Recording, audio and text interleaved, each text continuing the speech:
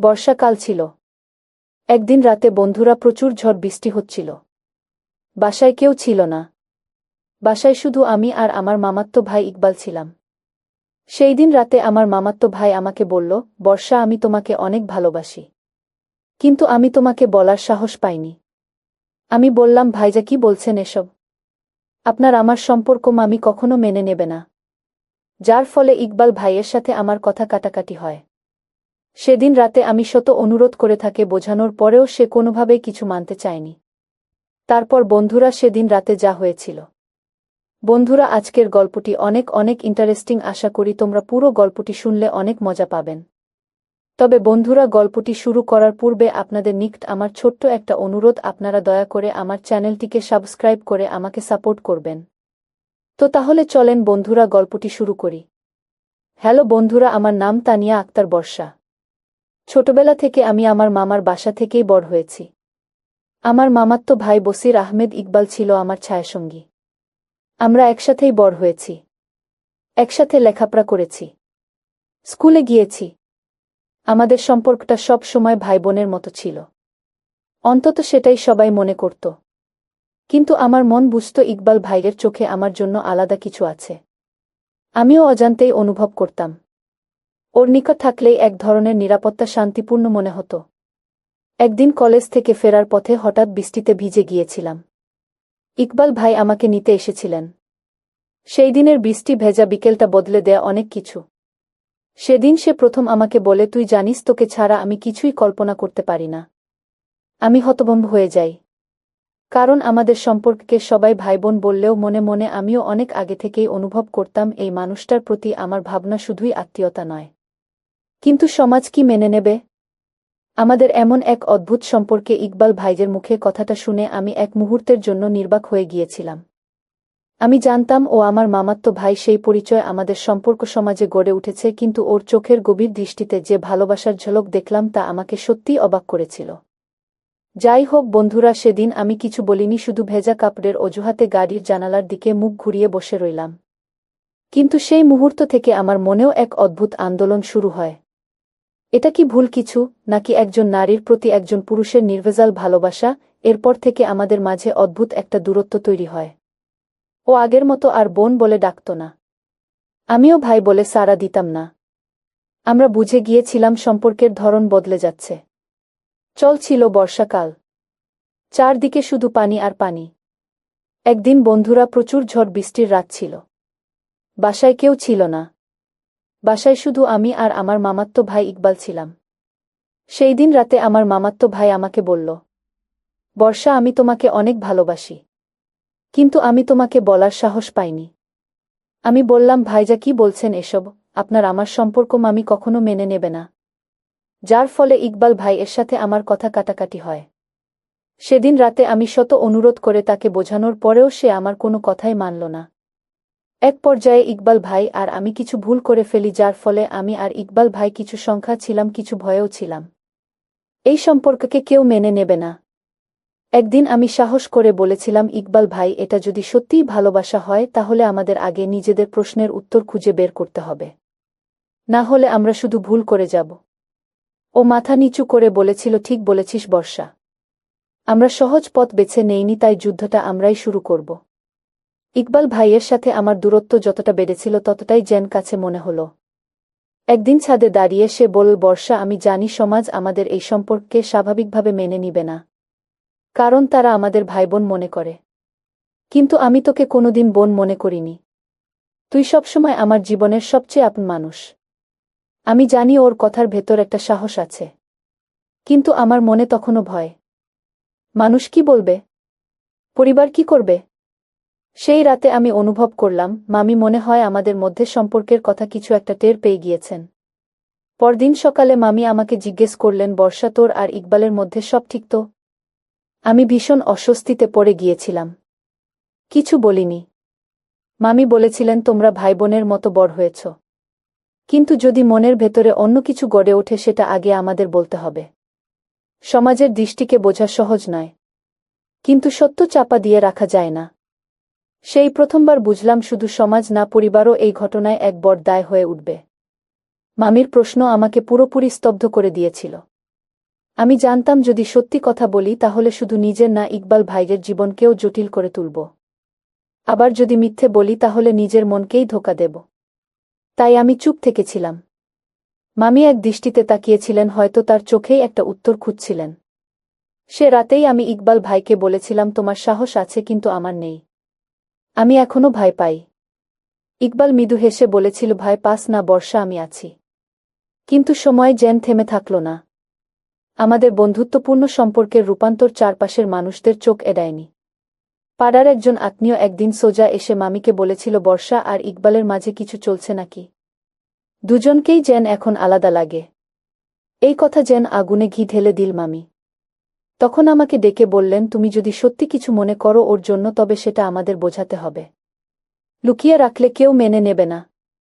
আমি বুঝলাম এ লড়াই শুধু নিজেদের ভালোবাসা টিকিয়ে রাখার নয়, বরং একটা অদৃশ্য দেয়াল ভাঙ্গার। সেদিন সন্ধ্যাবেলা ইকবাল ভাই এসে বলল, বর্ষা, মায়ের চোখে আমি অপরাধী হতে চাই না। যদি বলিস আমরা চুপচাপ দূরে সরে যাই। ওর কণ্ঠে ছিল আত্মত্যাগের সুর। কিন্তু আমি ওর চোখে দেখেছিলাম ভেতরের কষ্টটা। আমি মাথা নাড়িয়ে বললাম, আমরা যদি দূরে যাই তাহলে কি মনটাকে দূরে পাঠাতে পারব? ও কিছু বলল না। আমার তখন অনেক কিছু মনে হচ্ছিল, সে অনেক কিছু ভাবছিল। তার সেই ভাবনা ছিল অদ্ভুত এক শক্তি, যেন পুরো পৃথিবীর বিরুদ্ধে দাঁড়ানোর সাহস। পরদিন আমি মামির সামনে দাঁড়িয়ে স্পষ্টভাবে বললাম, আমি ইকবাল ভাইকে ভালোবাসি। আমাদের সম্পর্কটা হয়তো প্রচলিত নিয়মের বাইরে, কিন্তু এটা কোনো পাপ নয়। আমরা একে অপরকে সম্মান করি, বুঝি, ভালোবাসি। মামি অনেকক্ষণ চুপ থেকে শুধু বললেন, তাহলে প্রমাণ করো এই সম্পর্কটা দায়িত্বের। সেই মুহূর্তে বুঝলাম শুধু প্রেম নয়, আমাদের সামনে দায়িত্বের এক বিশাল পর্বত, যার উপর চড়তে গেলে শুধু সাহস নয়, সময় ও ত্যাগও দরকার। মামির কথায় এক ধরনের শর্ত ছিল, দায়িত্বের প্রমাণ। আমি বুঝতে পারছিলাম কেবল আবেগ দিয়ে এই সম্পর্ক সমাজে প্রতিষ্ঠা করা যাবে না। আমি আর ইকবাল ভাই মিলে সিদ্ধান্ত নিলাম, আমাদের এই সম্পর্কের প্রতি সম্মান দেখাতে হলে আগে নিজেদের শিক্ষা ও অবস্থানকে শক্ত করতে হবে। ইকবাল ভাই আরও মন দিয়ে কাজকর্ম করতে শুরু করল। আমি লেখাপড়ায় মনোযোগ দিলাম। একে অপরকে একটু দূরে রেখে হলেও আমরা নিজের পায়ে দাঁড়ানোর চেষ্টা চালিয়ে গেলাম। এই সময়টা ছিল কঠিন। মানুষ নানা কথা বলত, কটু কথা ছুড়ে দিত। কিন্তু আশ্চর্যভাবে মামি আমাদের পাশে থাকলেন। হয়তো তিনিও অনুভব করেছিলেন, ভালোবাসা যত অস্বাভাবিকই হোক, যদি তা দায়িত্বের ভিত্তিতে গড়ে উঠে তবে তার সম্মান পেতে পারে। ধীরে ধীরে আমাদের অবস্থা সমাজের চোখে অন্য এক মাত্রা নিতে শুরু করল। একটা অনৈতিক সম্পর্ক নয়, বরং দায়িত্ব, ধৈর্য আর সম্মানের একটি সংগ্রাম। ইকবাল ভাইয়ের চাকরিতে স্থায়িত্ব আসছিল, আর আমি আমার অনার্স ফাইনাল ইয়ারে উঠলাম। এই সময় আমরা মামির সঙ্গে বসে আবার আলাপ করি এবং ইকবাল ভাই বলেছিল, আমরা কোনো অন্যায় করিনি, আমরা সমাজের চোখে নতুনভাবে নিজেকে প্রতিষ্ঠা করতে চাই। মামি শান্ত গলায় বলেছিলেন, তাহলে প্রমাণ করো এই সম্পর্ক শুধু আবেগ নয়, এটা স্থিরতার প্রতিচ্ছবি। সেই কথার মধ্যেই যেন অনুমতির এক ইঙ্গিত ছিল। পরিবারের আরেকজন অভিভাবক চাচা একদিন বাড়িতে এসে আমাদের সম্পর্ক নিয়ে আলোচনা করেন। তার মুখে একটাই প্রশ্ন ছিল, তোমরা কি সারা জীবন এই সিদ্ধান্তের ভার নিতে পারবে? আমি চোখ তুলে তাকিয়ে বলেছিলাম, যদি আমাদের ভালোবাসা একে অপরকে সম্মান দেয়, তবে সমাজও একদিন মেনে নেবে। চাচা অনেকক্ষণ চুপ থেকে বলেছিলেন, তোমাদের যদি সাহস থাকে, তবে সংসার গড় সমাজকে বদলাতে হয় উদাহরণ দিয়ে। মনে হচ্ছিল ঝড় একটু একটু করে থেমে যাচ্ছে। ইকবাল ভাই একদিন আমাকে নিয়ে গেল একটা ছোট্ট মাজারে। সেদিন সে বলল, চল আজ আমরা আল্লাহর নাম নিয়ে একটা নতুন জীবনের শুরু করি। কিন্তু আমি অবাক হলেও বুঝতে পারলাম ও চায় আমাদের সম্পর্ককে একটা মর্যাদার জায়গায় নিয়ে যেতে। কোনো উৎসব জাঁকজমুক নয়, শুধু দায়িত্বের শপথ। একজন মৌলবীকে গোপনে ডেকে সাক্ষী হিসেবে মামি ও চাচার উপস্থিতিতে আমাদের বিয়ে পড়ানো হয়। সে দিনটা আমার জীবনের সবচেয়ে শান্ত দিনের এর একটি ছিল। কোনো ঢাকঢোল বাজেনি, কিন্তু হৃদয়ের গভীরে একটা আত্মবিশ্বাস জন্মেছিল। আমি এখন আর শুধু ভালোবাসার মানুষ নই, আমি একজন স্ত্রীর মর্যাদা পেয়েছি। ইকবাল ভাইয়ের চোখে ছিল দায়িত্বের প্রাপ্তি, আর আমার চোখে ছিল এক ধরনের স্বস্তি। সম্পর্কটা সমাজের চোখে যতই বিতর্কিত হোক না কেন, আমাদের জন্য এটা ছিল আস্থা, সাহস আর ভালোবাসার একটি বৈধ এবং মর্যাদাপূর্ণ শুরু। বিয়ের পরের দিনগুলোতে আমরা খুব সতর্কতার সঙ্গে চলছিলাম। আমরা চেয়েছিলাম সমাজের চোখে ধীরে ধীরে নিজেদের উপস্থাপন করতে, না গোপন রেখে ঘোষণা দিয়ে মামি আমাদের পাশে ছিলেন এবং একদিন তিনিই মাকে বিষয়টি জানালেন। প্রথমে মা কোনো কথা বলেননি, শুধু দীর্ঘ নিঃশ্বাস ফেলেছিলেন। তবে আমাদের দায়িত্বশীল আচরণ, নীরব ভালোবাসা আর সম্পর্কের প্রতি নিষ্ঠা দেখে তিনিও ধীরে ধীরে শান্ত হতে লাগলেন। মা একদিন চুপচাপ আমার হাতে একটি ছোট্ট চুড়ির বাক্স তুলে দিলেন। বললেন, যে সম্পর্ক তুমি গড়েছ সেটা যদি সত্যিই পবিত্র হয় তাহলে সমাজ একদিন বুঝবে। আমি মা হিসেবে তোমার পাশে থাকব যদি তুমি নিজেকে হারিয়ে না ফেলো। সেই কথাই যেন এক ধরনের স্বীকৃতি ছিল। আমাদের যাত্রা সহজ হয়নি। তবে এবার মনে হচ্ছিল পরিবারের ভেতর থেকে কিছু আশ্বাস পাওয়া যাচ্ছে। আমাদের বিয়ে আস্তে আস্তে পরিচিত মনে হলে জানাজানি হয়ে যায়। কেউ কেউ মুখ ফিরিয়ে নেয়, কেউ আবার একটু কথা বলতে থাকে। এটা কি ভাই বোনের সম্পর্কের নাম করে সমাজের চোখে ধুলো দেওয়া নয়? এমন কথাগুলো আমাদের খুব ব্যথিত করত। কিন্তু ইকবাল ভাই আমাকে সাহস দিত। তারা জানে না বাস্তবতা কতটা কঠিন ছিল, আর ভালোবাসা কতটা পবিত্র হতে পারে। আমরা সিদ্ধান্ত নেই, চুপ করে থাকব না, কাজের মাধ্যমে তাদের বোঝাব। ইকবাল ভাই সমাজ সেবামূলক একটি প্রতিষ্ঠানে কাজ শুরু করলেন। আমি মেয়েদের অধিকার নিয়ে একটি স্থানীয় সংগঠনে যুক্ত হলাম। আমরা চেষ্টা করতাম সমাজে আমাদের অবস্থান তা কাজ দিয়ে প্রমাণ করতে। ধীরে ধীরে আমাদের আশেপাশের মানুষজন বুঝতে শুরু করল এই সম্পর্কটা কেবল আবেগ নয়, এটি দায়িত্ব ও মমতার এক গভীর রূপ। আমাদের হাসি, শ্রম আর দৃষ্টিভঙ্গি হয়ে উঠছিল উত্তর। প্রতিবাদ নয়, আমরা বেছে নিয়েছিলাম সচেতনতা তৈরি করার পথ। সময় এগিয়ে চলছিল এবং আমরা শিখছিলাম কিভাবে কঠিন মুহূর্তগুলোতে একে অপরের পাশে দাঁড়াতে হয়। ইকবাল ভাই তার কাজের জায়গায় সম্মান পেতে শুরু করেছিল এবং আমি আমার কাজকর্মের মাধ্যমে বেশ কিছু ভালো ফলাফল দেখাতে পেরেছিলাম। একদিন আমি চাচাকে ফোন করে বললাম, চাচা, আমি জানি আমাদের সম্পর্কটা শুরুটা কঠিন ছিল, কিন্তু আমরা চেষ্টা করছি একটা সুন্দর জীবন গড়তে। চাচা দীর্ঘ সময় চুপ থাকার পর বলেছিলেন, তোমরা যেভাবে এগুচ্ছ তাতে একটা নতুন দৃষ্টিভঙ্গি তৈরি হবে। তবে হ্যাঁ, ভুলে যেও না, সমাজের চোখে তোমরা এখনো পরীক্ষার মধ্যে আছো। ইকবাল ভাই বলেছিল, সমাজে আমরা কেউই একা নই। একে অপরকে বিশ্বাস ও সমর্থন করতে হবে। সেই রাতে আমরা একে অপরকে আরও ভালোভাবে জানার সুযোগ পেলাম। আমাদের সম্পর্কের মতামত ও বিশ্বাস আমাদের সব বাধাকে জয় করার শক্তি দিচ্ছিল। শুরুতে যেসব কঠিন পরিস্থিতি আমাদের বিচ্ছিন্ন করেছিল, এখন তা আমাদের আরও একতাবদ্ধ করেছে। যাই হোক বন্ধুরা, অবশেষে বিষয়টি মোড় নেয় যখন আমাদের এলাকার কিছু নেতৃস্থানীয় ব্যক্তি আমাদের ভালোবাসার সম্পর্কের প্রতি সহানুভূতি দেখাতে শুরু করেন। একদিন আমাদের বাড়িতে এসে এক সমাজকর্মী বললেন, আপনারা যে সংকল্প ও নিষ্ঠা দেখিয়েছেন তা এই সমাজের অনেকের জন্য অনুপ্রেরণা। আমরা আপনার পাশে আছি। এই কথাগুলো আমাদের অনেক বড় শক্তি এবং সাহস দিল। অনেক সময় সমাজের নেতিবাচক মনোভাব নিয়ে আমরা চিন্তিত থাকলেও এই আশার আলো আমাদের মাঝে এক নতুন প্রাণবায়ু যোগায়। আমরা আমাদের সম্পর্কের প্রতি সমাজের দৃষ্টিভঙ্গি বদলানোর কাজকর্ম শুরু করলাম। ইকবাল ভাই নিজেকে এক সমাজকর্মী হিসেবে প্রতিষ্ঠিত করল এবং আমি স্থানীয় মেয়েদের অধিকার নিয়ে কাজ করতে শুরু করলাম। আমাদের একসাথে করা কাজগুলোর মাধ্যমে আস্তে আস্তে মানুষ আমাদের নিয়ে তাদের দৃষ্টিভঙ্গি বদলাতে শুরু করল।